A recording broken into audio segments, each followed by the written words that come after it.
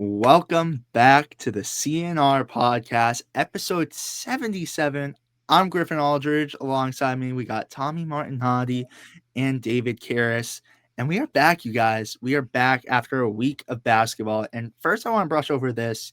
We did not think we were going to do the podcast till Thursday. So we kind of already did our predictions for the Wizards game as well. But let's just say while we're starting off, the Wizards, that's a game that we are going to put in this week, but we are all wrong with our predictions. I didn't expect the Celtics to beat the Pistons, lose to Minnesota. I think I guessed that, and then beat Cleveland and the Knicks. Wow, the Celtics had a phenomenal week, and we could go over it really quick just to start it off, and then we'll get right into it. But what are your guys' opinions on the Celtics play this past week? Because they played phenomenal. I mean, this was a week where, you would have liked to get the Minnesota game because then it's like, oh, what team are we now? But I think beating top teams in the East still says something, though. But what are your opinions? We'll go Tommy, David, me. Tommy, lead us off. I think it was one of their better weeks so far of the season. That Minnesota game, it felt like in the first half they were going to have a legit chance to win it.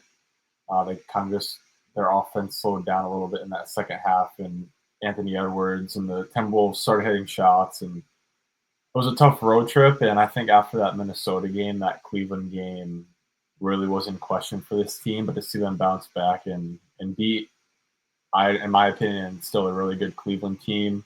Donovan Mitchell's one of the most underrated players in the league, in my opinion. And it really took a whole team effort. Obviously, Pritchard had a career night with 42, and they needed all 42 of his points. And then the game last night against the Knicks, really, I thought a complete team effort all around. Got solid contributions from pretty much everyone on the bench at different times in the game. Minox continued to play a good role off the bench. I think that's going to continue moving forward. Keita had a pretty good game for his standards last night, just playing his role well. Karl Anthony Towns, that's a pretty tough matchup for Keita because Towns is just can stretch the floor, play inside out. So I just think this week, I'm hoping gives this team more confidence moving into this week where, the schedule doesn't get too much easier after Washington. So hopefully they can kind of build that confidence, and consistency is something that they've struggled with so far. So hopefully we can continue to see them get a few games over 500 and keep climbing up in the Eastern Conference standings before Christmas. Yeah, I mean, Tommy just pretty much said it, but I was impressed with every game the Celtics played in this past week. Obviously, we had the thrilling win against the Pistons the night before Thanksgiving that we covered, and it was good. Really great effort, just like bouncing back and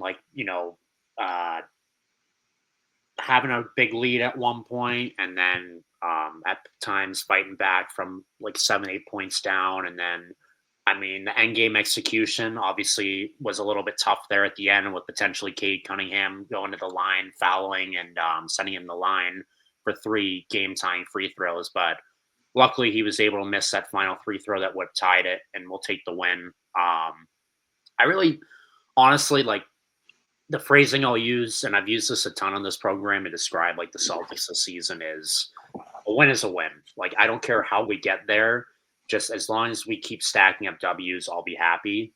And I just get more and more impressed with how we're winning and with who we're winning with this current Celtics team. Then, tough effort, tough one on Saturday, obviously with the 10-point lead at the half against Minnesota. You'd like to be able to run the tables and ride that in the second half, but obviously Minnesota was able to come back there and win that at the end, or win that with their efforts in the second half. I thought, when the game seemed like it was well out of reach with about 3 or 4 minutes left and we were down like 10, 12 points, it was great to see the guys fight back. And we had a couple chances to take the lead or at least tie it at the end. Obviously, Anthony Edwards at the end of that one hit a ridiculous shot to put that game away. But I mean, that's just one of those plays where you just got to tip your cap. So a really good effort against a scrappy Timberwolves team that's obviously been in the mix in the Western Conference the last couple of seasons. And then to come back the very next night against Cleveland on the road again and get a flip the script and actually get a crunch time win was impressive. Obviously, these last couple of games that we're going to be talking about, the one also last night against the Knicks, were somewhat similar in the sense that the Celtics built big leads and then they kind of crumbled a little bit down the stretch. But another phrase I love to use with Boston, especially this season, really in the Joe Mazzulla era, is that they bended, but they didn't break. And that, again, is. Oh, I think we might have lost him, Tom. No. No, right during the take too. But as we're waiting for David back, though, I have to say though, and this is my thoughts, and I kind of want to piggyback off of you, Tommy, as we're waiting for David. Oh, I think he's back. He's back. Let's see if it. Oh, David, you're back. That has never happened to me before. That was very strange. I was in the middle of talking and it just said your internet went out. Please make sure you're connected. That was very weird. But obviously very happy to walk out of Cleveland with the win. I mean, now that's 2 times this season we've beaten Cleveland, a team that many predict to potentially make a deep run again in the Eastern Conference this year. So I just, I was biting my teeth and nails in that game, but I mean, obviously happy we were able to win that one. But I mean, it feels like every time we play Cleveland, they just hit every single shot imaginable. So, I mean, just credit to the team for pulling that one out. And then last night, obviously went down early. We did not look well. We did not look good at all early last night, but Jaylen Brown really turned up in that second quarter. Obviously, he had his I believe it was his 4th career 40-point game. So you love to see that. I mean, Jaylen Brown, we all said this was going to be a legacy season for him. And I mean, obviously we're only like 20 games in, but he has answered the bell so far in terms of proving that he can be a number 1 option on the team. So it's just been fun. The Celtics are playing with house money. Obviously, expectations are low given that our best player is out. But this is just where it gets exciting because this team is still proving that they can be competitive no matter who they put on the court. We're beating really good teams, and it just makes the season interesting. And obviously, we're going to have a segment later, and we keep talking about this with the fans wanting us to tank. I keep seeing the comments online saying that the Celtics are screwing up the gap year and should be, losing out to get a higher pick. But like, this is fun to me, and like, this is only going to make this team stronger in the future when our best player comes back, whenever that may be. But I'm just having fun right now, enjoying the grind, and the Celtics are honestly impressing me for sure.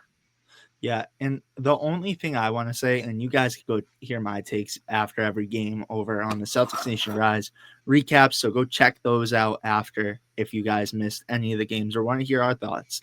But the only thing I have to say is I was looking at that Cleveland roster too after we played them, and I think I said it in the recap, is that's a very impressive Cleveland team because I'm going after what Tommy said because that Cleveland team had a lot of injured pieces. And yes, the Celtics barely beat them with injured pieces. However, they're still a good team. And when you have guys like Evan Mobley and Donovan Mitchell on the court, it's still going to be a tough game. So Celtics still beat the Caps in my eyes. But David, you mentioned it, and we pretty much said our takes on the tanking. But Tommy, we missed your takes. You weren't able to make it. So what are your thoughts on the Boston Celtics tanking this year?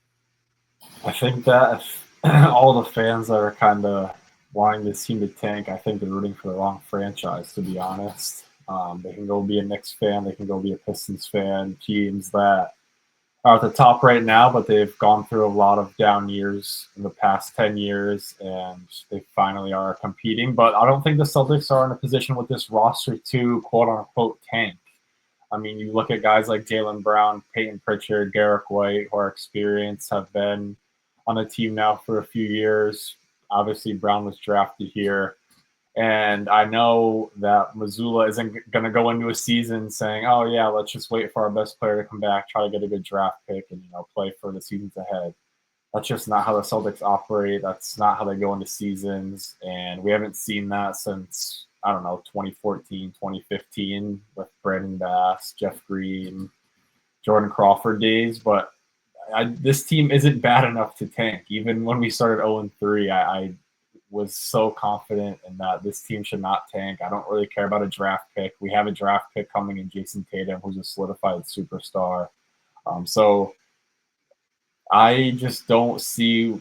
I understand the draft this year is looking pretty strong, but I don't like watching the Celtics lose, and I know this Missoula and the players hate losing more than anyone. So I know this team isn't just going to roll over and sit out their guys and throw the season away because number one, the Eastern Conference isn't that strong. There's no true leader in the Eastern Conference. So who knows what can happen if they stay above 500, are playing well, and who knows when Tatum can come back and see what happens from there. But I think, like David said, it's an exciting season because we don't really know what to expect on a night-to-night basis.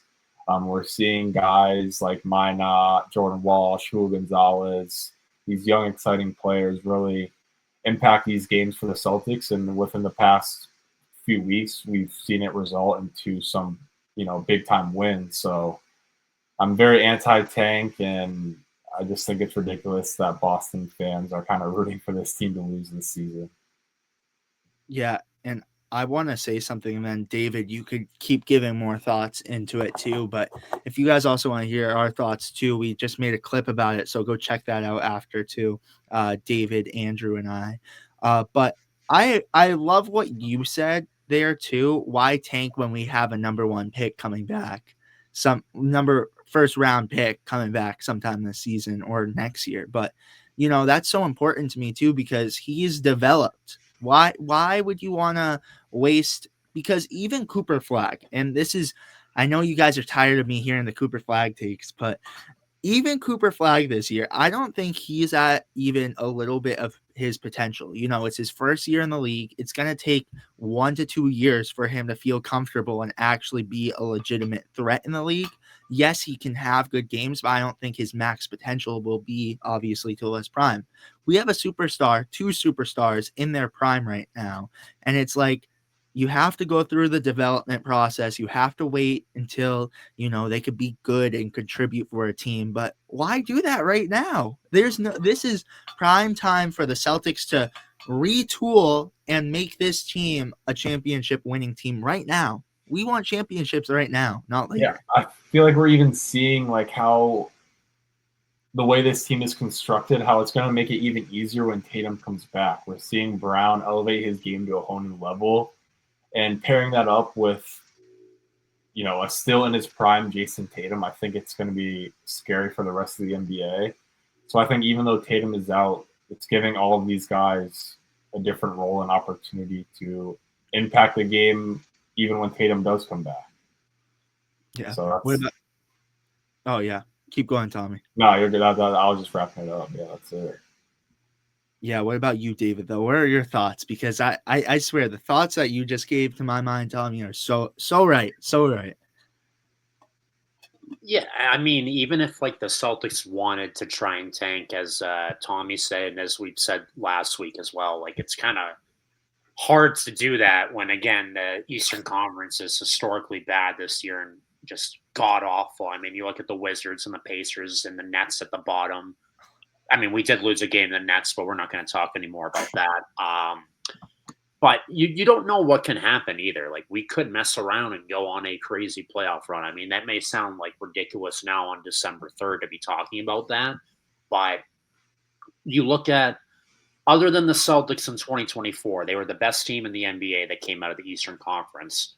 Last year, I believe it was the number 4 seed Indiana Pacers coming out of the East. In 2023, it was the number 8 seed Miami Heat who made a run out of the play-in tournament to make it to the NBA Finals.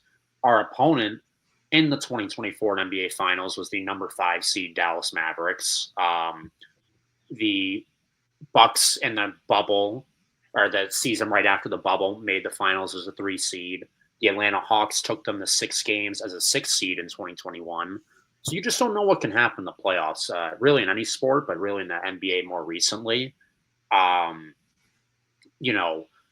The track record, as I said, it speaks to that lately. So, I mean, if the Celtics can just get their foot in the door and keep this rhythm going, and, obviously it's a little bit tougher to make it farther if you're a play-in team. I mean, only the Heat were the only ones that proved that they could make it out of the play-in to make it all the way through the Eastern Conference en route to the finals. But if the Celtics are anywhere from seed 1 through 6 at the end of the season, I mean, I'm not even factoring in the potential return of Tatum, but like, you don't know. And like, even if Tatum were not to return, I wouldn't be surprised if the Celtics could go on a dark horse run if they finish 1 through 6 in the East, because the East is just so wide open. I mean, if you want to, I'll quickly talk about another team too, like the Orlando Magic. I was convinced after they traded for Desmond Bane over the summer, that was the piece they needed to balance out their incredible defense that we saw in that first round series against us with a little bit more scoring. And so far, the results are mixed right now. They're not as dominant as I thought they would be. So in the Bucks, I mean, all the bombshell news dropping today about Giannis requesting a trade. I mean, they look mediocre as is. They just have an awful loss to the Wizards. I mean, the Cavs, the Knicks, we just beat the Knicks, the Raptors. I mean, I don't know. I try not to exaggerate or like hype up. Even though we are covering the NBA, I try not to hype up the NBA a ton, because at the end of the day, the NBA has let me down a lot of times in terms of being predictable. I mean, we did all sit through like 5 straight seasons of Cavs Warriors in the last decade, but I genuinely do believe that this could be the most wide open Eastern Conference I've seen since I started watching sports like 15 years ago. So why not go for it? You don't know what can happen the last 60 plus games of the regular season. Yeah, and I agree with that because, again, like you mentioned too, we just beat the number 1 Detroit Pistons team, and it's like that proves how wide open it can be. And, facing teams like the Orlando Magic, and I agree with you, David. I put them number 1 for me, but, that's where we are with the Celtics tanking. So if you guys join this program, no, we are not pro tank. We are against tanking. We are 100% against tanking. But some fun news, not fun news, a fun post came out on Thanksgiving. And I'm going to pull it up, and this is a fun one to talk about, is the football starting lineup. And there's a lot of controversy with it. And here's the football starting lineup. And maybe we change it up a little bit, but I have some controversy against it too. Baylor Shireman is what I have some controversy against. And I know Jason Tatum, the QB is like head of the team, and I'll bring this back. Jason Tatum is the starting quarterback. Maybe put him somewhere else, because Baylor Shireman actually led his team to a championship in high school for football. And I want to read some comments, because the comments had me dead for a minute. Baylor says, shout out my guy JT, but come on now. And then Jaylen Brown later commented, at Baylor QB1. And then the Celtics commented, Baylor, Nebraska football legend. So I personally think Baylor deserves that number 1 QB spot, and we'll show it. I mean, maybe put him somewhere else. Like, where else could we put Tatum? Could we put him as I don't know. A tight end. Yeah. I mean, why is Sam Hauser a tight end? That makes no sense. Yeah. But what are your I know guys? why he's a tight end. What was that? Oh, okay. Wait, what was that? That's fair. Wait, who are we putting at tight end? No, yeah, we'll just leave it there, I guess. We'll leave it at that. I'm gonna just click to my. We're speaking the same language there, me and Tommy. See, I'm lost. He's got the right build. He's just the make seems right for Sam Hauser to be a successful tight end. All right, where are we putting Tatum then? If he can't be starting, I'm gonna throw Tatum. Like, can we throw Tatum at wide receiver 2 or something? Or I feel like he could be like a Calvin Johnson, a wide receiver. I could go with that. I think this. I don't care where we put Tatum, but I think for this team to be successful, we need Baylor Shireman at the QB. 100%. He has the credibility. He has the most experience out of everyone on the team, so we got to put him there. Tommy, you look like you're against that. Do you agree? Or no, I agree completely. I agree. At first, I was for Tatum being at quarterback just because he's the leader, but hearing Shireman's background in football, and I'm guessing he's a lefty, and I'm a lefty too, so I respect all the lefties out there, and I think he could sling it and lead the charge in the backfield. So, but yeah, I think Baylor's the right call at QB. Move Tatum wherever else. That's what I'm saying. We're moving Tatum wherever. All right, we'll pull it up again. Any final thought? I like Kata at center. I think Boucher at guard could get scary. The pass rush and the run stop could be an effect for the opposing team if he's at guard. But I feel like I think Tillman Walsh should get pancaked. Walsh is the one I'm most nervous about on that offensive line. But other than that, there's a lot of dogs on that O line.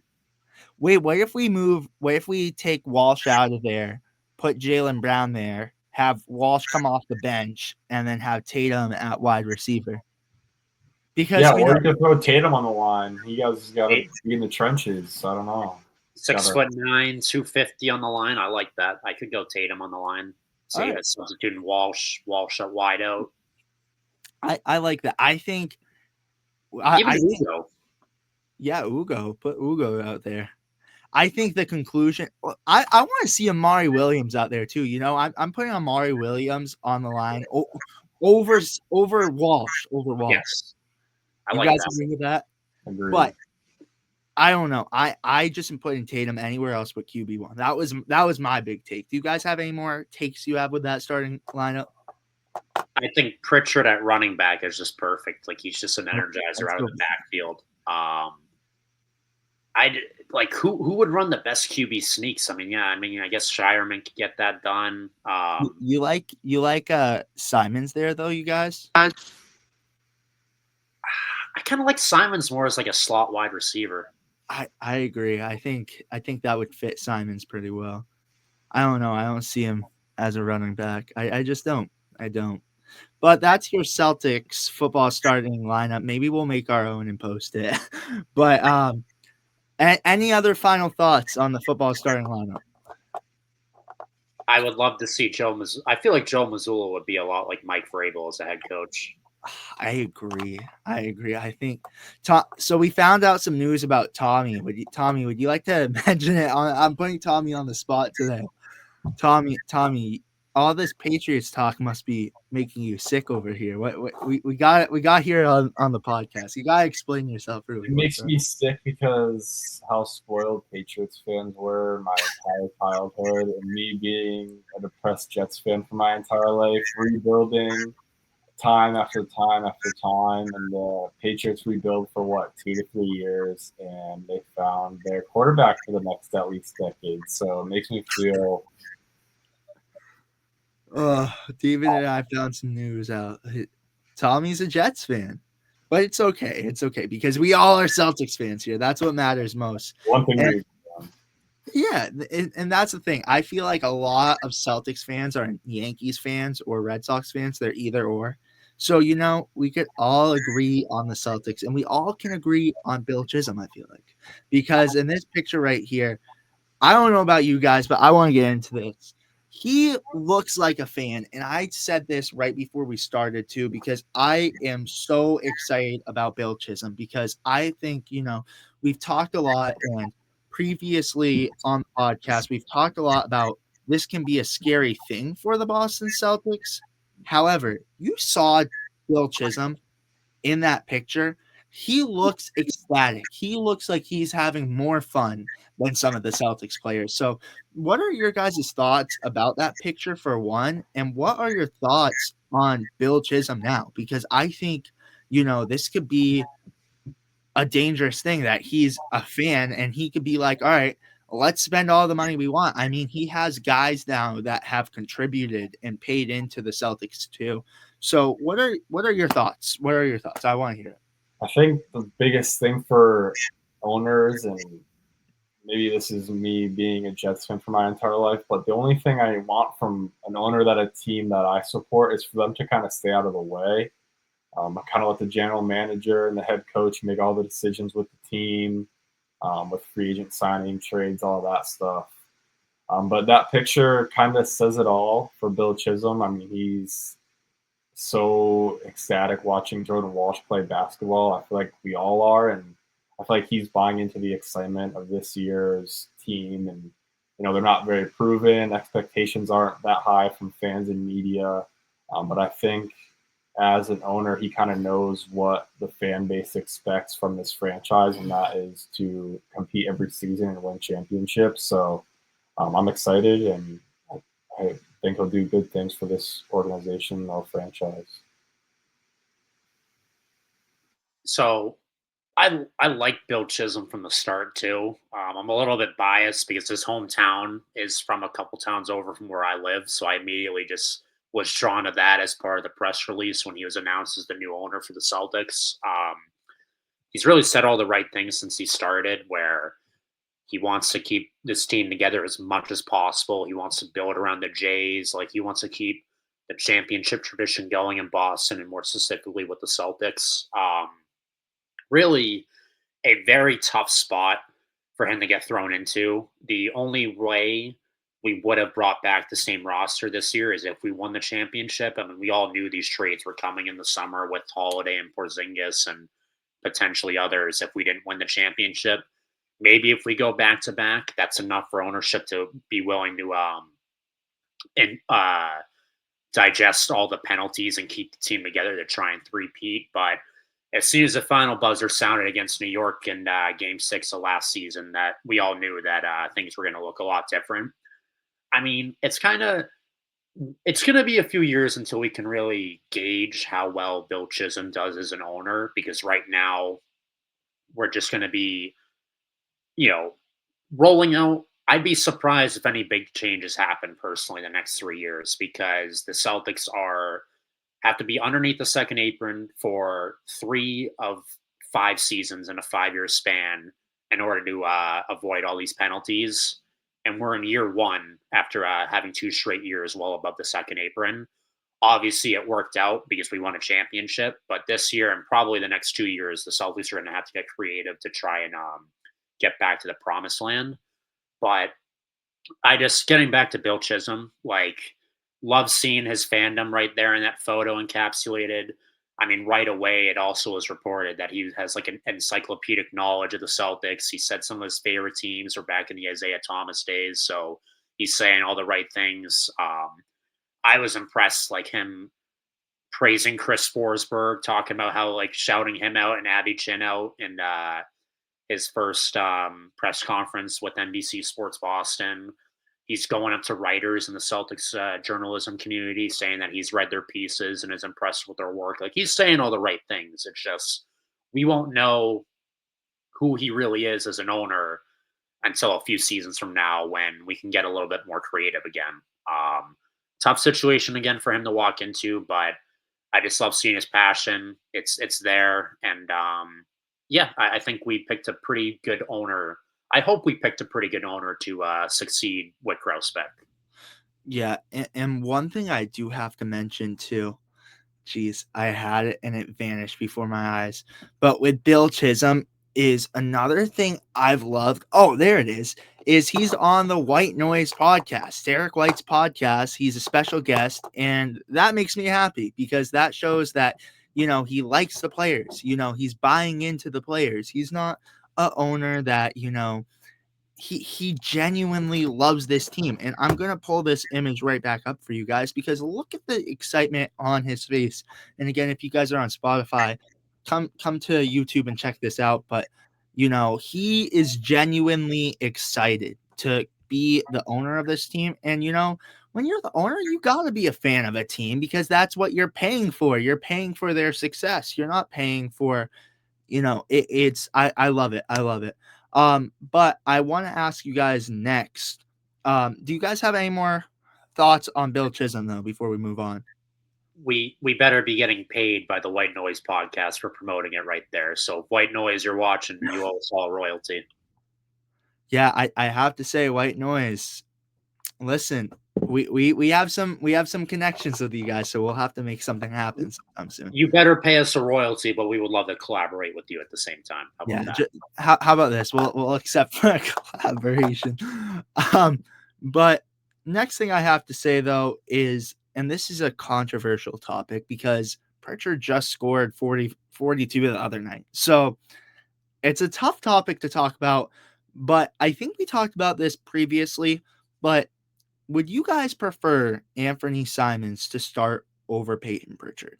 Oh, well, let's get into it. Tommy, you started off first, and we'll go David and me again. I don't think that Simon should be starting over Pritchard. I think his role that he has right now, coming off the bench, is kind of perfect for his play style, and that he's an offensive-minded player. He wants to be aggressive and he wants to take shots. And I think him playing with that second unit gives him the ability to do that. And along with Pritchard being a little bit better of a playmaker, being in this system, obviously being drafted to the Celtics, being in this system for much longer than Simons has. And I looked up their shooting numbers before this, and they're actually both shooting 45.2% from the field. So I thought that was pretty ironic. And I think Pritchard's ability on the defensive end is at a higher level than Simons is. He's a little bit undersized, but he is actually a better rebounder than Simons. And I just think he guards on the perimeter at a higher rate than Simons does. I can kind of see where some fans can be coming from with this take on maybe why Simon should be playing over Pritchard in the starting lineup. But to me, it just doesn't make sense for how they both play and where the team is at right now. Yeah, I'm the same way. Like, I think we just got to keep rolling with Pritchard as the starter. Simons is more. Pritchard has been hot and cold, but also I feel like Simons has been pretty inconsistent or downright disappeared in some games, or at least I feel like Pritchard is trying to do his best to get involved, even when he's not making an effort in the stat sheet.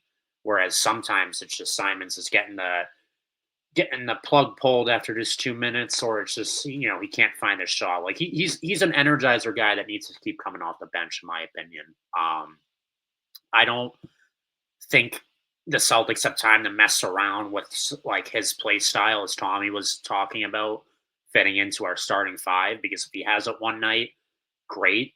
But like if he doesn't have it, then what are we going to do next? And at least if Pritchard, just my personal opinion, if Pritchard is not really getting his shot, or the shot isn't falling, I mean, I think he at least tries to be playmaking. I obviously don't approve of some of the deep 3-pointers that Pritchard takes. I admire the confidence, but I think the playmaking has gotten a little bit better for Pritchard. I think he's better at trying to make things work for him than Simons, I guess, where maybe if Simons doesn't see the shot fall at all, then he just immediately doesn't become part of the offense anymore for some reason for a few minutes. But I would just keep it as is. I mean, especially, after Pritchard just had an incredible game that you talked about, Griffin, on Sunday against Cleveland. Like, that's something to build off of.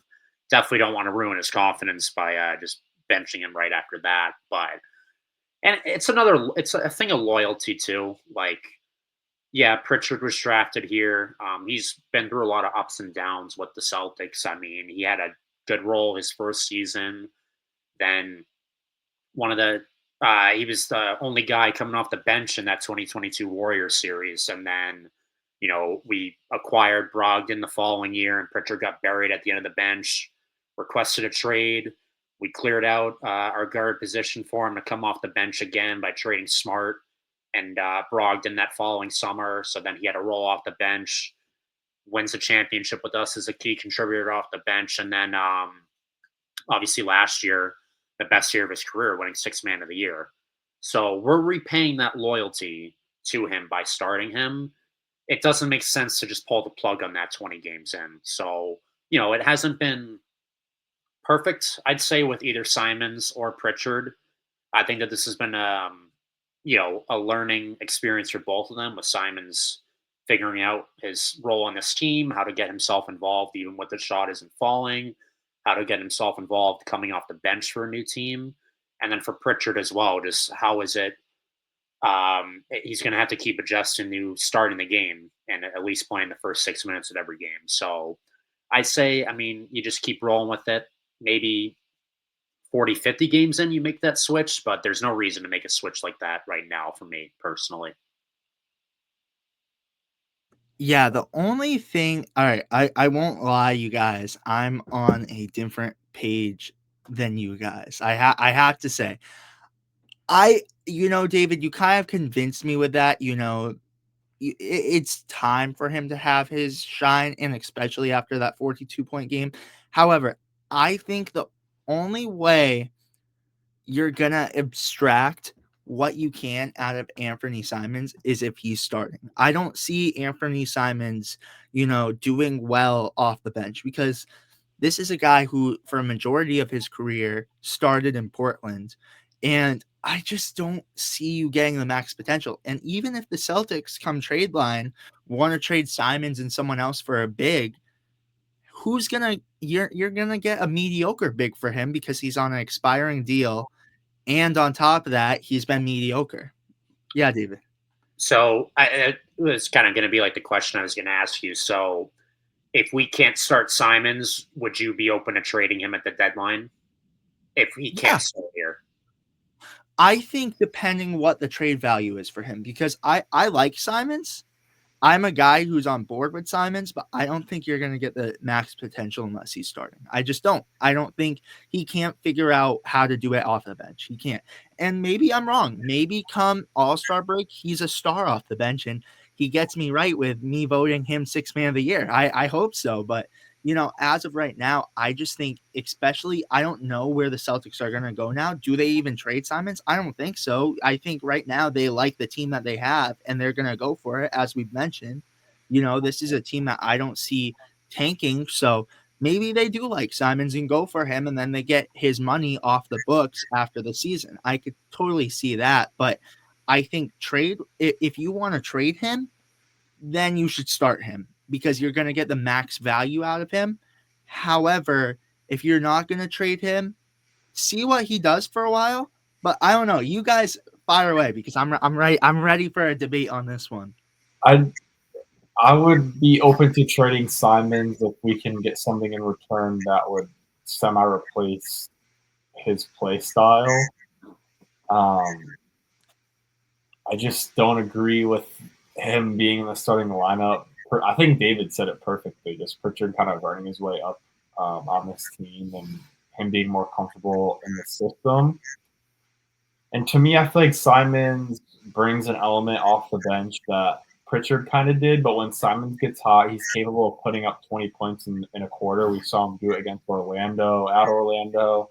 It's just he's been too inconsistent on both ends of the floor, and I think we see that sometimes. Missoula gets frustrated. We see his minutes dip in certain games. But I do like Anthony Simons a lot coming off the bench, and if they were to trade him, let's say for a big, then they are really going to see that bench production take a huge drop, especially on the offensive end of the floor. And I think that can lead to them losing a lot of games later on in the season if they traded him for a big. So I mean, this is all hypothetical, obviously, but I know getting rid of Simon's contract would be nice, but only if we kind of get the right guy in return. I would be, a fan of them getting rid of him this season. So it is an interesting storyline with Simons, and it's something I've been thinking about ever since we traded for him this summer, where I was pleasantly surprised that we were able to get him back for Drew Holiday. I did not think we were going to get a player of Simon's caliber back in a trade for Drew Holiday. So when we got him in the trade, I'm like, okay, I'm not sure if he has a long-term fit here, but I'm willing to at least try this out. Now, allegedly, there were rumors that there was a chance he may not even play a game for the Celtics, and obviously that didn't happen. At this point, I say we just ride this out to the trade deadline. But what's interesting to me is that I kind of compare this a lot to the D'Angelo Russell saga in Golden State, where they just came off of a tough finals loss to the Raptors in 2019. They lost Durant in free agency. Klay Thompson was out for the whole following season. But they make an interesting splash for D'Angelo Russell in a sign and trade with Brooklyn obviously getting KD. Now, that fit just seemed very weird at the time because it wasn't like the Warriors needed another point guard. But what the Warriors did at that trade deadline was they flipped D'Angelo Russell to Minnesota, for a fit for their system, obviously being Andrew Wiggins. And 2 years later, as much as I hate to talk about it, Andrew Wiggins was part of the system that took down the Warriors, or took down the Celtics in the finals, and he had I begrudgingly say this, he had a very good finals guarding Tatum in 2022, and he was a big reason why the Warriors were able to do that. So my whole point in bringing up this example is I wonder if Anthony Simons is our D'Angelo Russell, where the rumor right now is trading Anthony Simons to Brooklyn for Nicholas Claxton. Now, I that love that. is I love that. I have to say, I have always been a big Nick Claxton guy. Oh, Tommy's shaking his head. All right, so. keep going, David, and we'll get into this after. I go back and forth on this because the need right now in the Celtics organization is someone who can consistently rebound. We all three of us can agree on that, I feel like, because whenever we watch a game, it is painful seeing the Celtics try and grab a rebound. We are giving up way too many second chance opportunities rebounding. We knew that was going to be a problem heading into the season, but it's still a glaring hole that is going to need to be addressed at some point. Tatum helps a little bit with that, but we need a true big man to help with that. But the thing that really restricts us, in my opinion, with getting Claxton is, well, one, it's going to be a roller coaster ride every time he gets fouled at the free throw line. He's gotten better, but that's disastrous in and of itself. The other thing, and you guys can correct me if I'm wrong on this, I don't want to sound like a casual, but Nicholas Claxton still does not have like perimeter shooting or a 3-point jump shot, right? He's just a true center. Yeah. So that's what I thought. And that's the other thing, too, is that in the modern day NBA, you need a stretch five to be able to win a championship, in my opinion. You need five guys on the floor. You at least need to respect from three, because then that gives you the chance to either get 3 points on the board or the paint is open for someone to drive to the hole and get 2 points. With Claxton, that just kind of gets you in a similar situation with Caires right now, where it's like, I mean, do you invest in Claxton getting a 3-point shot at some point in the future? I mean, you don't really have time to do that in the middle of the season, but it's just like Caires 2.0. But you put Claxton in the starting lineup, you move Caires to the bench. At least there's more depth now at the big man position. But to Tommy's point, you're losing your guard depth if you're trading Simons. But I think this trade makes the most sense given the CBA, and the Celtics, I think, would actually save a couple $1 million. Claxton is making $25 million a year on average, and I believe Simons is scheduled to make $27 million this year. And Claxton has a couple more seasons left after this season on his contract, so there's flexibility there, or a little bit more of a long-term commitment. So I think that trade could happen. That's the only trade that makes somewhat realistic sense in my mind. But you are giving up a bench productivity. But if this is a longer term play, and then you have a starting lineup either at some point this year or next year of Pritchard, White, Brown, Tatum, Claxton, with Cada coming off the bench, Walsh coming off the bench, Minot coming off the bench, maybe the Celtics can live with that. But it's just something that I saw rumored a few weeks ago, and it's honestly an interesting discussion. I go back and forth on it, but I don't know. It's an interesting one to think about. Tommy, you were shaking your head. What's? I just think that, and it is definitely a conversation that should be had for everyone involved with the Celtics, and I just think in that case, you're kind of losing more than you're going to be gaining, in my opinion, because of, I think, Simon's ability off the bench to score in spurts and give that second unit a spark when, we have guys like Brown and Pritchard getting that second quarter rest. And I like what Claxton brings to the table as well. But David said it, he's definitely a better version of Cada, but it's not like he has a completely different play style where he can really defend the arc at a high level and shoot behind the arc at a high level, because that's just not in his game. He's an awful free throw shooter, like we already covered. To me, I think it's worth thinking about, but I definitely would be not a fan if they made that trade. And I know Claxton's making less money, but I mean, $2 million in the NBA is pretty much pennies and nickels. So maybe for the long term, it could be more successful than Simons, but I wouldn't be a fan of them making that trade this season. But I would be a fan of getting Claxton if it was possible in another way. Maybe getting rid of Hauser or some draft picks and I don't know, Amari Williams. I don't know what it would take. They probably wouldn't accept that, but Yeah, we'll get into that one around trade deadline. But this is why I think Tommy and David. This is I know I am and I love Anthony Simons. I want to buy an Anthony Simons jersey. That you know what? That's on my Christmas list. I want an Anthony Simons jersey, but I think this. I just don't. Even on an expiring deal, if you could get Claxton for him, great because I don't know. I think in a sense, he kind of lost the trust of the team because I don't know if they promised him the starting lineup when he came in the starting five, but I think he would prefer, yes, you're going to get him on a smaller contract, especially from the productivity that he gave you this year. But I just, I think in the free agent market, he's going to look for a team and be like, hey, I want to start. Like, that's my goal. But it's like, can he give up that like willingness? So, and especially from what Pritchard has been doing recently, I've been a fan of it. And you can't change what ain't broke or whatever, however it goes. I don't know. But you can't change that. I mean, Pritchard 42 points. It's not broken, so don't change it up. It's not. It's not. But do you guys have we'll fix it. yeah, there we go. There we go. But do you have any final thoughts before we move on to the next topic? Because I swear we could be talking about Anthony Simons all day because that's a hot one here, I guess. Yeah, I feel like as the trade deadline approaches, we'll talk plenty more about this.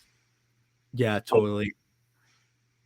My next one though for you guys is Chris Boucher.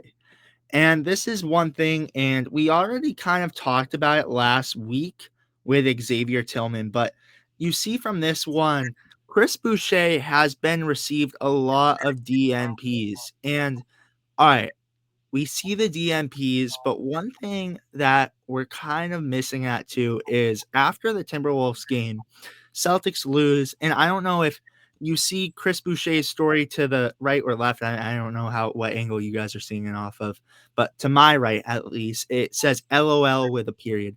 I don't know if he said that because it sucked that they lost, or if it sucks that he didn't play because he received another DNP last night and along and we'll mix this one in here because we did it last week, but Xavier Tillman did as well. And I have an issue with this because Chris Boucher, all right, he hasn't proved a lot, but Xavier Tillman did play good minutes against, I think it was the Cavs, was it?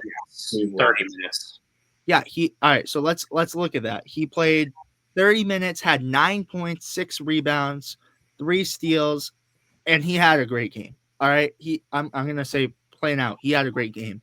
So my first question for you guys though is there an issue with playing because Boucher, it's an experimental year like we talked about, but again, he does not seem very happy.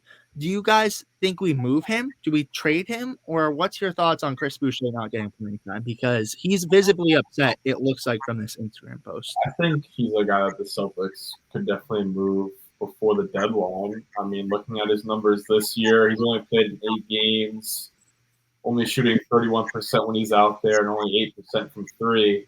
And I think one of the big reasons why we're seeing a lot of DNPs from Boucher is because of how much Josh Minot has kind of stepped up and embraced his role off the bench. And he's played valuable minutes, and I feel like when he's out on the court, he's impacting the game in a positive way.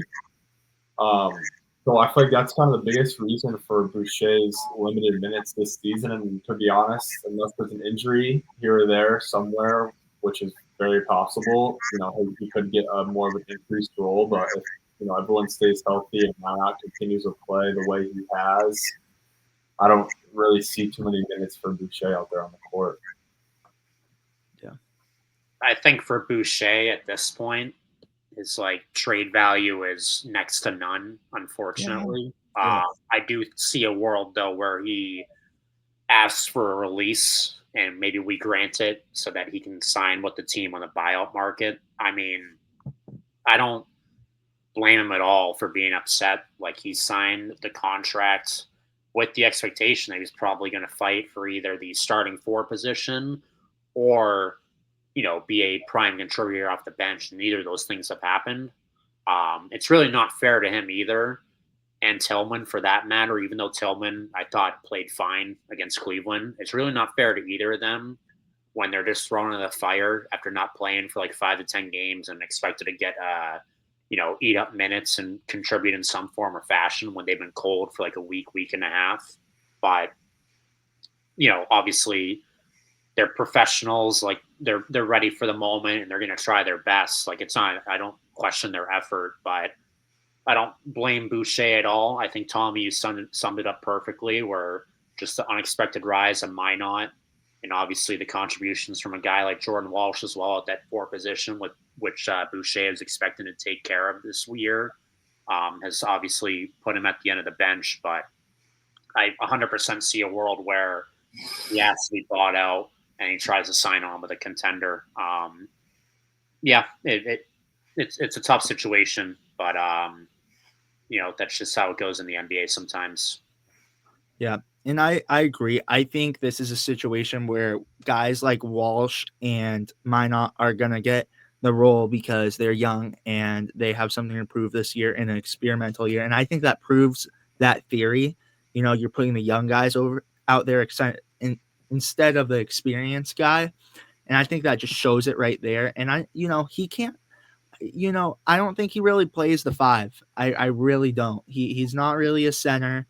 And you're kind of going in circles with him. So I agree, buyout market kind of seems the right way for Chris Boucher, and it sucks because again, he's 32 years old. There's no developing him. What you have pretty much is what you got with Boucher. But I do feel for him, and I would love to see him get playing time, but realistically, I don't think we see a lot. But what are your guys' opinions on Tillman after that game? Do you think there's still something in him? Because I mean, Missoula, but again, that's still in 30 minutes. So he played a significant amount of the game. And if you're going to abstract that in 30 minutes, it's like, what can you get from 10 minutes? What can you get from 15 minutes? Are you still going to get the same productivity? Like, what are your thoughts on Tillman? Do we give him more time? Because he showed something, but is that enough? Do you feel? I just think the Celtics have a few different bigs with not solidified roles. Garza's been getting very limited minutes this past week, and 2 weeks ago he got an MVP for us, and he was playing very valuable minutes. So the rotation is still in question right now for this team, and I think Missoula's kind of still figuring out what guys fit best in certain situations. But I think Tillman isn't going to see consistent minutes, but he's also a guy, like if Caires out for a game or Garza's out for a game, where he can easily step in and contribute and not really hurt this team in many ways. I think he's a veteran guy who knows how to play the game the right way. He's not going to take ill-advised shots or turn the ball over. He's a little bit undersized and he doesn't move his feet great for his age. So another tough discussion with Tillman. But I would be confident when Tillman gets in the game. I'm not too concerned. But I also, at the same time, don't see him getting consistent minutes because I think what Garza brings to the table can be a little bit more of an upside than what Tillman brings, I guess. But it's another tough discussion. Yeah. I hope we keep giving Tillman minutes. I mean, obviously, playing 30 minutes after sitting for, like 2 to 3 weeks is a tall task. But I, again, thought he played fine against Cleveland on Sunday. 30 minutes, 9 points, 4 of 9 shooting, just 1 for 5 from 3. Just 6 rebounds, 3 steals, 1 block. But at least, he was putting some stats in the stat column, stat sheet, rather. Yeah, I mean, I don't see why it can't be a competition between him and Garza. I mean, I hope he keeps getting an opportunity. I mean, 30 minutes though in Cleveland, that's probably in one game the amount of minutes he's played his entire Celtics career before that point. I mean, I don't know. I've said this so many times where this whole thing is just weird with Tillman, but like I just read something today and like I just want to give a shout out to Tillman where I believe it was Noah Dalzell who wrote the article. He was a fantastic journalist here for the Celtics. And even though Tillman keeps racking up DMPs, he's still like the biggest supporter of his Celtics teammates from the bench. Like you always see him up on the bench, getting loud, getting crazy, hyping up his teammates. And then I completely forgot at this time last year when Porzingis came back from his injury that Porzingis was sent down to Maine to help recondition and ramp up to get back to NBA game speed. And Xavier Tillman went down there with him to Maine voluntarily. Like they asked Tillman to go down to Maine to help practice with Porzingis against an NBA big. And Tillman had no business doing that. He could have, scoffed at that or just, felt disrespected by that request. But he took it on the chin and went down with Porzingis to help him recover. I mean, he helped a guy who was ahead of him in the depth chart at his position get more healthy and get back up to speed and get back on the court quicker. Like that just speaks to the professional that Tillman is, the person that Tillman is. And I mean, I'm obviously showing my bias here at this point, but I do hope that he gets more opportunities with the Celtics this season. Yeah. Anything else you have on him, Tommy? All right, you guys, with that being said, we're going to the main report. So you guys see the different graphics. We're talking about some Maine Celtics right now. So the Maine Celtics, as of right now in the season, are 6-3. And I'm going to list off the games really quick against the Swarm, who are the Hornets G League team. Picked up 2 L's versus them. So 2 losses against the Swarm, and then played the Raptors 905, which, as you guys could have guessed, that's the Raptors G League team. Had a loss there. So picked up 3 straight losses on the season. However, the Maine Celtics have been on a win streak. They picked up 2 wins against the Long Island Nets, who, if you guys didn't know, are the Nets G League team. Kind of says it in the name for most of them, but I guess the Swarm kind of is a funny one. And then against the Delaware Bluecoats, also picked up 2 wins. So hooray right there. And then against the Westchester Knicks, the Delaware Bluecoats 76ers. All right, that's a tough one. That one right there is tough. So my apologies. But against the Westchester Knicks, New York Knicks G League team, picked up another 2 wins. So right now are 6-3 on the season. They have 2 upcoming games at the Portland Expo against the College Park Skyhawks, who, if you couldn't guess, are the Hawks G League team. That one's kind of a little tricky one, though. Skyhawks, it's a little different.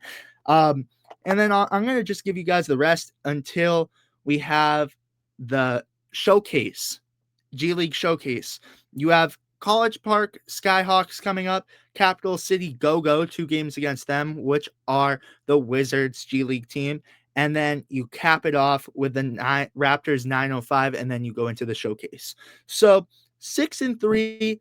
Obviously, we haven't made it to a lot of the games, but we have some news. And we showed you guys the Ron Harper interview last time, and I'm going to pull up these pictures. I got some cool pictures today. Andrew and I were at the Maine Celtics practice.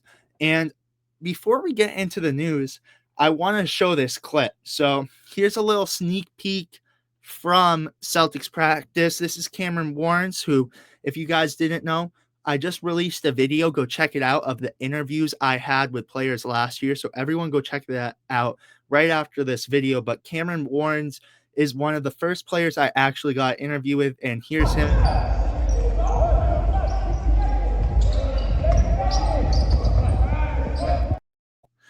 Sorry, I said it way too early. There's him making a shot, but it's quick. So I'm going to show you guys again because I just cut myself off because I want to show you it. But here, let's watch that shot one more time by Cameron Warrens in the Maine Celtics practice.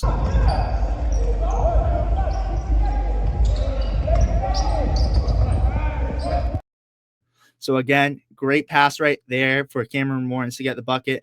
I was mainly focused on getting pictures. So I was there with Andrew today. So here are some pictures of the newest addition to the Maine Celtics. And if you guys don't know this guy is named Keon Johnson. He played in the NBA last year for the Brooklyn Nets, and we're about to get into him as the Maine Celtics claimed him off of waivers. Here's another picture of him. And here's a picture of him with his former two-way player last year, Kendall Brown. So some experience there. But what are your guys' thoughts? And we'll start off with you, David, on stats of Keon Johnson from last year. Again, played with the Brooklyn Nets and had a great year last year. He went on waivers, I believe it was November 30th or November 29th, and the Maine Celtics picked him up December 1st. So they claimed Keon Johnson, got the opportunity to see him practice today, and hope for an interview with him. This is a player who really looks to get called up to the NBA and potentially get a two-way contract, but we'll get into that in a second. David, if you wanted to give us last year's stats with the Brooklyn Nets. Yes, so Keon Johnson is no stranger to NBA action. Last season, he played in 79 of the Brooklyn Nets' 82 games. He averaged 24.4 minutes per game, 10.6 points per game, 3.8 rebounds per game, and 2.2 assists per game. So 6'5" guard. It'll be interesting to see what his future is like in Boston, and maybe if we got a steal here, and if he's able to make it up to the roster.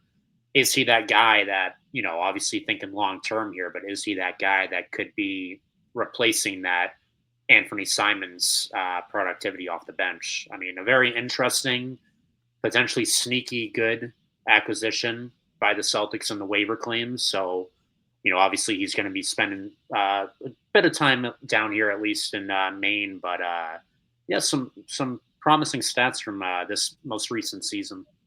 Yeah, what about you, Tommy? You know about Keon Johnson. Give it to us. I think he played 79 games last year with the Nets. So, again, a lot of time in NBA action last year. But, Tommy, what are your thoughts on Keon Johnson?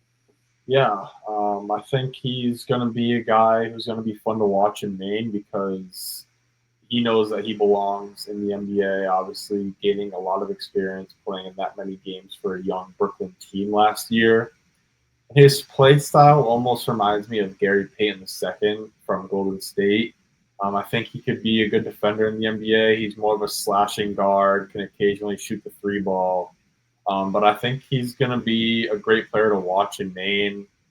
He's definitely looking for that two-way contract, so I expect him to be aggressive, trying to, put up a lot of shots and show what he's capable of.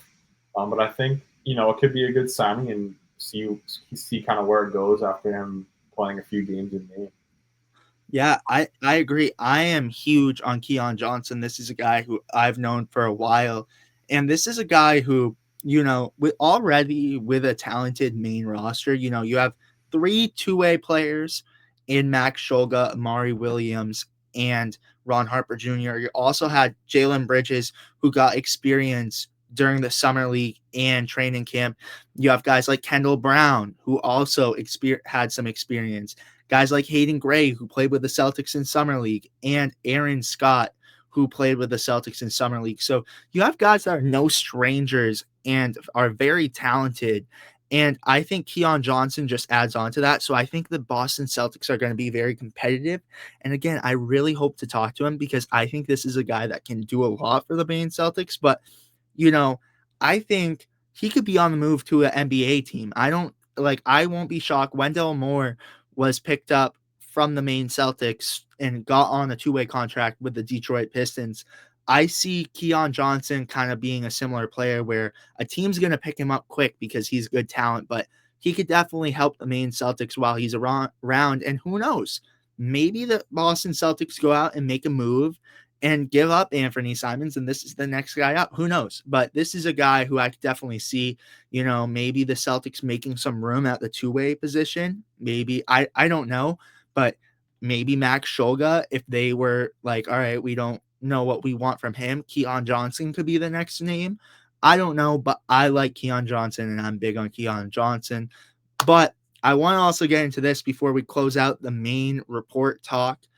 Is Jalen Bridges. Here's another picture. We got 2 of him today. We actually got the chance to interview him today. So it was a phenomenal interview.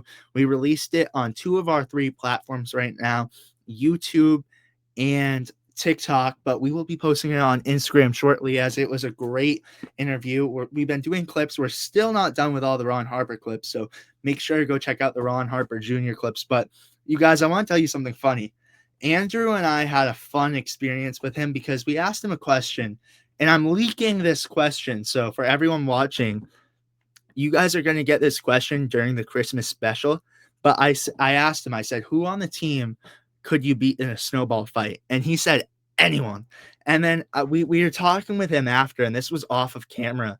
We were like, we said to him, we were like, we like to keep it fun, ask fun questions. And he's like, yeah, I thought that one was fun. He's like, matter of fact, and he yells in the gym, who wants to go have a snowball fight right now? I'll take any of you guys in a snowball fight. No one answered. I think he was a little quiet when he said that, but he was like, see, no one wants to smoke. so that was our fun experience with Jalen Bridges. And I guess no one's taking him in a snowball fight. But with that being said, you guys, that's it with the main report. We are back to the Celtics Nation Rise talk. And we are coming down to the close of the program tonight. But you guys know when we come to the close, we have our predictions. So I said this earlier, we predicted the Washington Wizards game, but it's on the list now.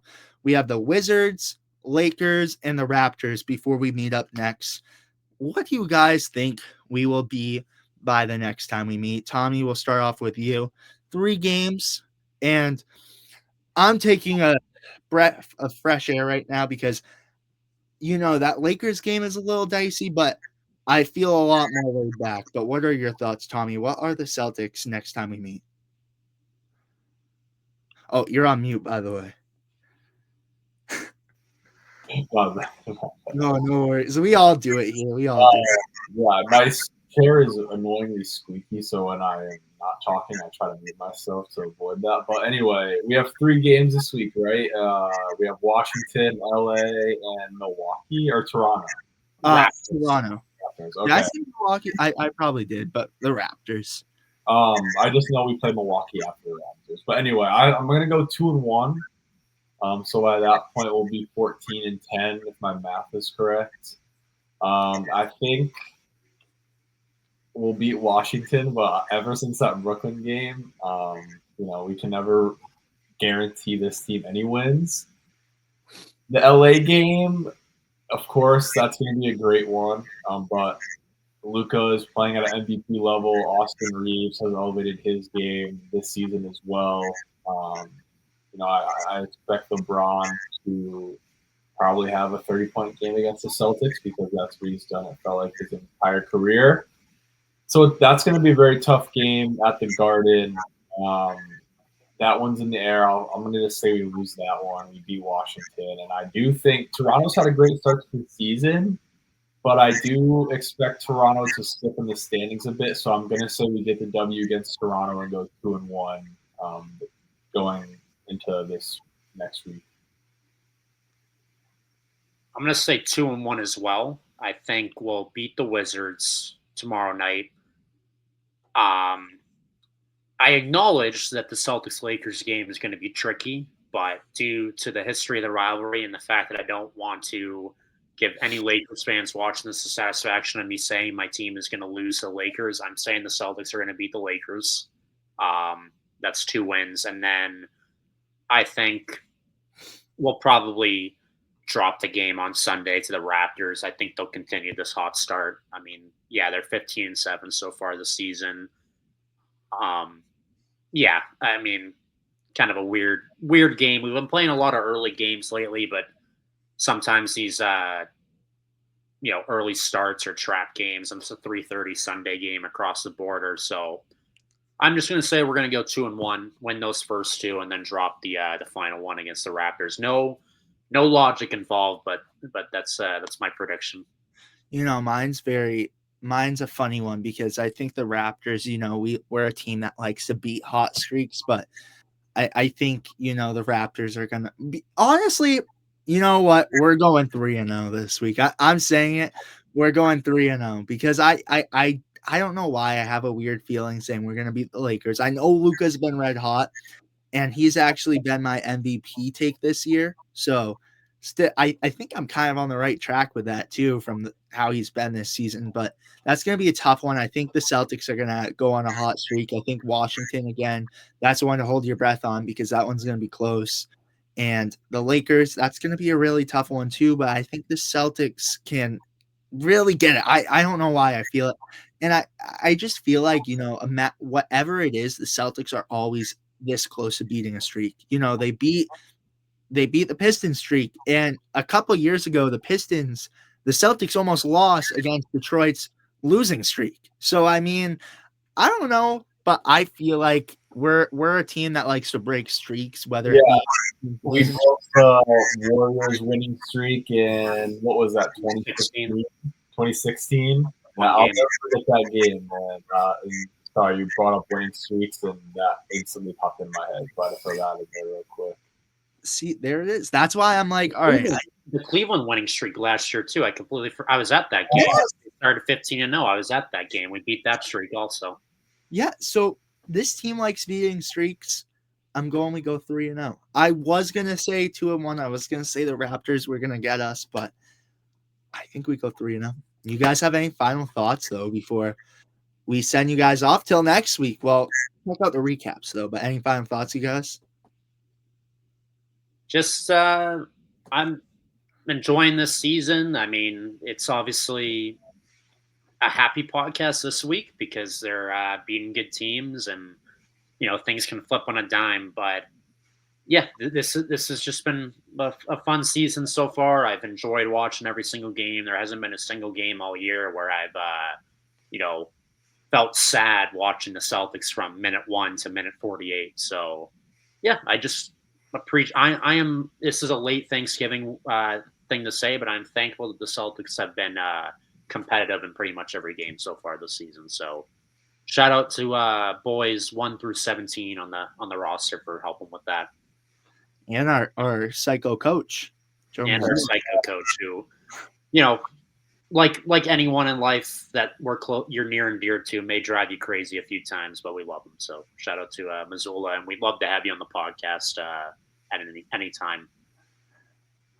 Just not after any losses, because we'd probably get no information out of him. Yeah, I agree. What any final thoughts, Tommy?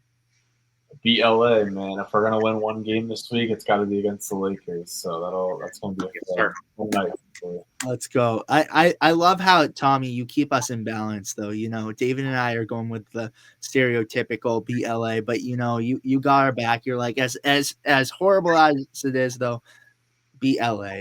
Beat LA. Beat LA. But with that being said, you guys, also the Christmas graphics are here for all the holidays till we get to January. So hope you guys like them. If you guys have any critiques, let me know. But with that being said, you guys, thank you so much for watching. Make sure to like and subscribe and turn on post notifications. And I want to ask you guys, if you have any questions for Maine Celtics players, drop them down in the comments below and we will try to ask them. So thank you guys again for watching, and we will see you guys for the next one. Peace, guys. See you next time.